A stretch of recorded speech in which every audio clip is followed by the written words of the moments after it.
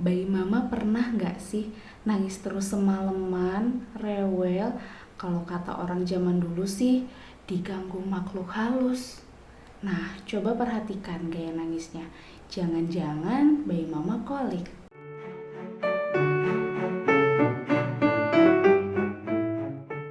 Halo Mama, Assalamualaikum. Bertemu lagi dengan aku Merina. Setelah sekian lama nggak buat video, akhirnya sekarang kita ketemu lagi ya. Dan kali ini aku mau sharing tentang cara mengatasi kolik pada bayi. Kolik adalah suatu ketidaknyamanan pada perut bayi yang lumayan berat. Menurut para pakar, penyebabnya sebenarnya belum diketahui secara pasti. Tapi pada bayi baru lahir, biasanya ini disebabkan karena sistem pencernaan bayi yang belum sempurna. Salah satu penyebabnya diduga karena terjebaknya angin di dalam perut bayi. Bayi ketika ada angin yang masuk, dia belum bisa membebaskan angin atau kentut secara spontan seperti kita. Jadi, angin yang masuk ke perut bayi itu lebih mudah terjebak. Nah, terjebaknya angin dalam perut bayi ini sering kita sebut kembung.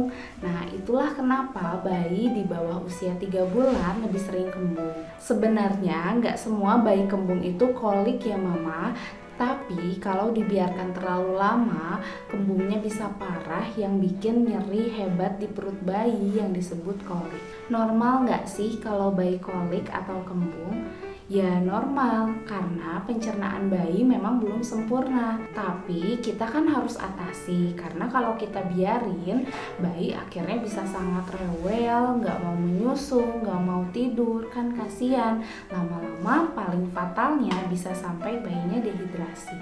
Jadi tugas kita saat bayi kolik adalah mengurangi rasa nyerinya, membuat bayi nyaman supaya dia mau menyusu dan mau tidur dengan lelap. Apa aja sih gejala kolik? Yang pertama, ketika kolik bayi akan sulit ditenangkan saat nangis.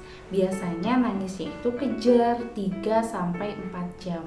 Gejala yang kedua yaitu pas nangis biasanya si tangan bayi ini mengepal sangat kuat yang artinya dia memberitahu bahwa ada yang sakit di tubuhnya. Terus juga si kaki ini pas nangis menekuk ke perut atau ngangkat ke atas. Artinya perut dia lagi tidak nyaman. Dan yang ketiga, biasanya pada bayi kolik ketika disusui itu dia menolak karena perutnya sedang tidak nyaman. Lalu apa yang bisa Mama lakukan di rumah? Yang pertama, tetap tenang dan jangan panik. Karena panik ini adalah kunci dari Mama mengatasi kolik. Yang terpenting, Mama harus penuhi kebutuhan bayi, kenyamanan bayi, istirahat bayi, asupan ASI bayi supaya bayi nggak sampai dehidrasi. Yang kedua, Mama bisa lakukan pijatan sederhana di perut bayi. Nah, contohnya seperti ini ya. Yang pertama, pijat I love you. I 3 kali, L terbalik, U terbalik. Lakukan ini berulang kali sampai bayi terlihat tenang. Atau gerakan angin seperti ini, rintik-rintik tangan dari arah kanan bayi ke arah kiri bayi searah jarum jam. Nah, seperti ini supaya perut bayi lebih terasa nyaman. Yang ketiga, Mama bisa menggerakkan kaki bayi seperti mengayuh sepeda. Nah, seperti ini, bergantian.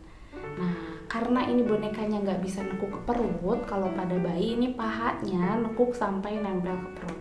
Supaya si perutnya ini ada tahanan, ada gerakan, supaya kalaupun yang ternyata penyebab koliknya ini angin, si angin bisa cepat keluar. Nah, gerakan ini seperti mengayuh sepeda atau dua-duanya juga ditekuk sampai si paha ini nempel ke perut bayi. Nah, gerakan ini bisa juga dilakukan pada bayi-bayi yang hanya kembung, nggak kolik. Karena gerakan ini bisa membantu bayi untuk mengeluarkan angin yang terjebak di perut. Jadi untuk bayi-bayi yang kembung, yang rewelnya karena kembung bukan karena kolik, itu bisa dipraktekkan juga gerakan ini. Yang keempat yaitu Mama bisa posisikan atau gendong bayi tiger on tree. Mungkin Mama udah pernah dengar ya posisi singa atau harimau di pohon. Nah, itu dipraktikkan pada bayi. Biasanya dengan posisi ini bayi lebih tenang, lebih nyaman, nangisnya bisa berhenti bahkan sampai ketiduran.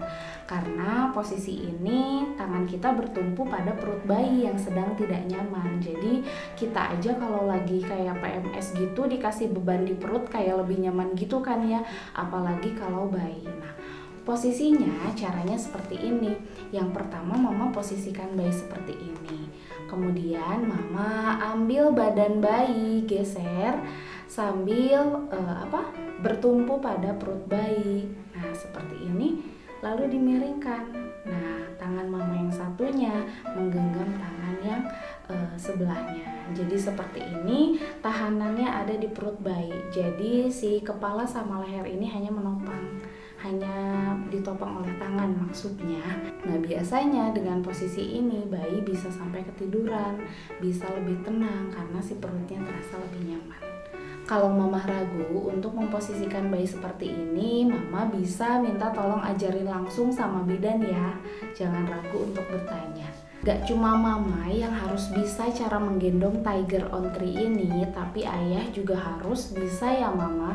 Karena selama kolik biasanya bayi akan lebih rewel, dia gak mau disimpan di kasur, maunya digendong. Tapi gak apa-apa, mama sama ayah penuhi aja, karena kolik ini gak akan lama kok.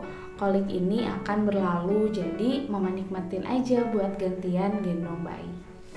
Ayah jangan lupa diajarin posisi Tiger on 3. Yang kelima, untuk sementara hindari penggunaan dot atau empeng. Kenapa? Karena pada dot atau empeng itu resiko masuknya angin ke dalam pencernaan bayi itu lebih besar daripada bayi menyusu langsung lewat payudara atau memberikan bayi ASI perah atau susu formula lewat sendok atau cup feeder. Nah, terus gimana minumnya? Kalau misalnya untuk bayi-bayi yang sufor boleh pakai cup feeder, sendok atau pipet. Jadi dotnya sementara disimpan dulu. Karena sebenarnya memang walaupun ada beberapa merek dot yang mengklaim bahwa anti kolik, tapi sebenarnya belum ada penelitian yang membuktikan bahwa itu benar anti kolik. Jadi untuk bayi-bayi yang minum pakai dot dan empeng, terutama kebiasaan empeng, itu resiko untuk kolik dan kembungnya lebih besar. Yang keenam, konsultasikan posisi menyusui mama. Apakah posisinya perlekatannya udah benar atau belum? Karena kalau posisinya salah atau perlekatannya salah, itu bisa memungkinkan angin masuk pada perut bayi. Jadi bayinya bukan kenyang sama ASI, tapi malah kenyang sama angin. Yang ketujuh, untuk bayi-bayi yang full ASI, mama ingat-ingat lagi terakhir mama makan apa. Karena bayi yang full ASI bisa jadi alergi terhadap sesuatu yang mama makan. Nah, itu bisa menyebabkan kolik atau kembung.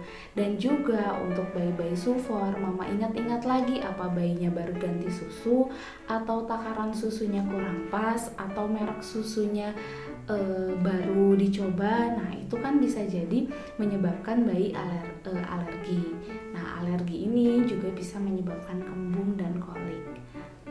Nah, itu tadi cara mengatasi bayi kolik yang bisa mama lakukan sendiri di rumah. Intinya, kembung dan kolik itu sebenarnya normal, tapi kita harus kurangi gejalanya, harus kita buat bayinya nyaman supaya bayinya tidak sampai dehidrasi. Jadi, untuk bayi-bayi kolik, mama nggak perlu ke dokter ya, sebenarnya mama bisa atasi sendiri di rumah. Kuncinya, mama harus tetap tenang dan jangan panik dalam mengatasi bayi-bayi kolik. Semoga video ini bermanfaat ya mama.